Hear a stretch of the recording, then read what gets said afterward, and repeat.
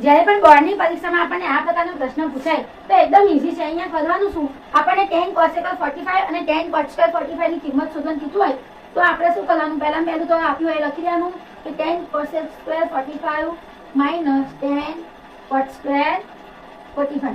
હવે આ બંનેમાંથી 10 કોમન નીકળે છે તો આપણે એને કોમન કાઢીએ tan ને તો શું આવે cos square 45 minus cot square 45.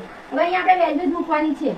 cos square ની શું થાય, cos 45 ની વેલ્યુ શું થાય તો વર્ગમૂળ 2 બરાબર. અહીંયા એનો વર્ગ માઇનસ cot square cot 45 ની શું થાય 1 1 નો વર્ગ 1 તો અહીંયા શું આવે tan વર્ગમૂળમાં 2 છે એનો વર્ગ થાય તો 2 માઇનસ 1 તો કેટલા આવે 10.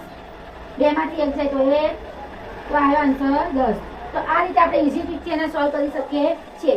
તમને આ વિડીયો કેવો લાગ્યો કોમેન્ટમાં જરૂરથી બતાવજો અને જો તમને આ વિડીયો ગમ્યો હોય તો તમારા મિત્રો સાથે પણ શેર કરજો. Thank you.